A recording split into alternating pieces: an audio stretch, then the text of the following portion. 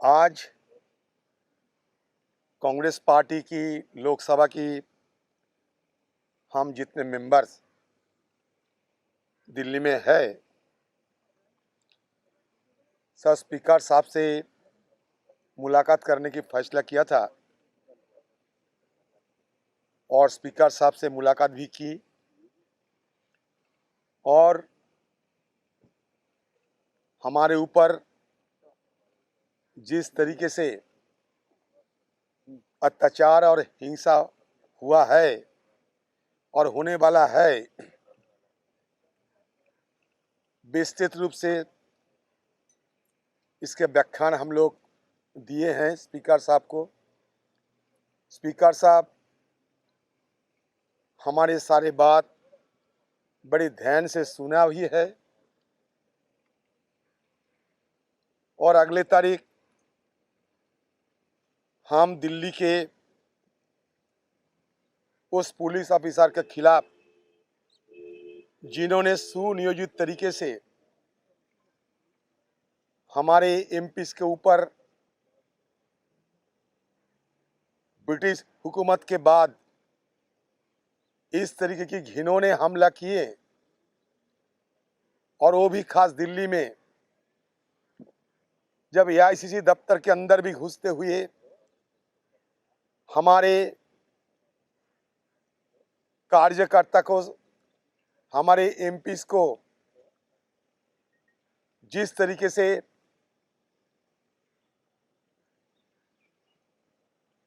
यहाँ के पुलिस वालों ने हमला किया, काफी हमारे एमपीज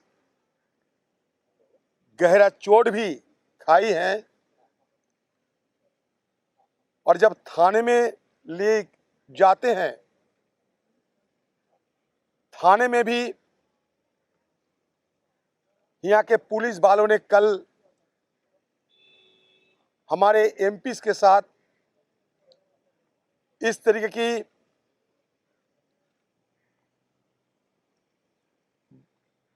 बर्ताव किए हैं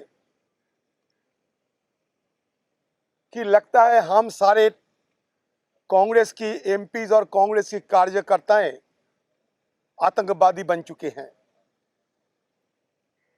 राहुल गांधी जी को लगातार 3 दिन 10, 11, 12 घंटे तक पूछताछ किया जाते हैं, फिर दोबारा बुलाए जाते हैं। देखिए, किसी से कोई पूछताछ करने में हमें कोई परहेज नहीं। हम तो सिर्फ ये कहना चाहते हैं कि जो भी करो उसमें बदला की राजनीति ना किया करो, हिंसा की राजनीति ना किया करो। आज तक आपने देखा है कि किसी पॉलिटिकल लीडर को लगातार 3 रोज और वो भी 11 घंटे 12 घंटे पूछताछ किया जाते हैं। उनके तिजोरी में कितने सारे सवाल मौजूद है मुझे पता नहीं, लेकिन राहुल गांधी जो जा रहे हैं,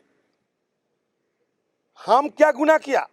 मान लीजिए आपके घर से आपका कोई रिश्तेदार कभी बाहर जा रहे हैं, चाहे ट्रेन पकड़ने के लिए, चाहे एयरपोर्ट में जा रहे हैं, तो घर वाले ने आपको साथ जिनके संपर्क नजदीक करीब है, उन्होंने क्या सीएफ करने नहीं जाते? सीएफ करने नहीं जाते। हम लोग कभी माना किया कि राहुल गांधी जी को ईडी दफ्तर जाना माना है, हम ईडी दफ्तर जाने नहीं देंगे? ये तो नहीं कहा हमने। हम लोग क्या क्या कि राहुल गांधी जी जाएंगे as a gesture of solidarity. वो हमारा नेता है, वो नेता जहां जाते हैं हम उनको सीएफ करने के लिए शांतिपूर्ण तरीके से हम चलेंगे उनके साथ। अगर वो गाड़ी में जाए तो जा सकते, हम पैदल जाना चाहते हैं कि ये क्या अन्याय है? ये क्या हमारा कानून में इसका कोई सम्मति नहीं है, इजाजत नहीं है? और हम लोग क्या किया? लेकिन फिर भी ये आज की जो तानाशाही की सरकार, ये तानाशाही की सरकार सारे दिल्ली को ये किले में तब्दील कर दिए हैं और यहाँ लगातार हमारे खिलाफ, एमपीज के खिलाफ, कांग्रेस पार्टी की आम कार्यकर्ता के खिलाफ ये लोग लगातार हमला बोले जा रहे हैं।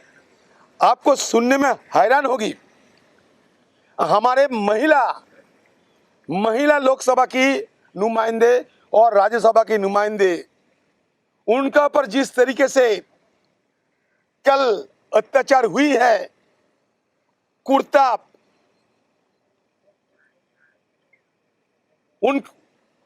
उनकी बदन से कुर्ता को उखाड़ने की, छेड़ने की कोशिश किए गए हैं। मैं दावे के साथ कह सकते हैं कि अब वीडियो देखिए हमारे लोकसभा की एमपी ज्योति मौनी जी की, जिनके साथ किस तरीके की घिनौने बरता हुए हैं, आपको खुद पता चलेगी। कामीज फाड़ दिए, उनकी कामीज फाड़ दिए, थाने में पानी तक नहीं दिए गए पीने के लिए, खाने की बात छोड़ ही दो। और रात में जब वापस घर आई वो सिर्फ रोती रही। अब मेरी बात यकीन के साथ सुन लिया करो, आप खुद जाके देखो कि इस तरीके की अत्याचार करना कि हिंदुस्तान की ये अमृतकाल की ये नजारा है। हिंदुस्तान की अमृतकाल को ये मोदी और अमित शाह की सरकार ये जहर काल में तब्दील करने की प्रयास कर रहे हैं, बना रहे हैं। आप खुद देखो, हिंदुस्तान में कभी क्या कोई आंदोलन नहीं होते? हम क्या किसी को कहीं रास्ता रुके, कहीं दफ्तर तोड़ने की तो आंदोलन नहीं किए? हम लोग गांधी जी की दिखाए हुए मार्ग पे शांतिपूर्ण तरीके से हमारा बात रखने की कोशिश किए। ये क्या गुनाह है? मैं सरकार से पूछना चाहते हैं। दादा एक सवाल है। अखबार में एक खबर आई है कि राहुल गांधी जी से जब इन्फोर्समेंट डायरेक्टरेट पूछताछ कर रहा था तो उन्होंने बोला कि एजेएल और यंग इंडिया के बीच जो ट्रांजैक्शन हुए हैं उसका लेखा मोतीलाल वोरा जी के पास है। अच्छा, एक बात सुनिए, जब सारे दिल्ली को किला में तब्दील किया गया, ईडी दफ्तर को किले में तब्दील किया गया, तो वहाँ के अंदर की खबर इन लोगों को बस कैसे पता चलते? ये तो प्लान्ड स्टोरी है।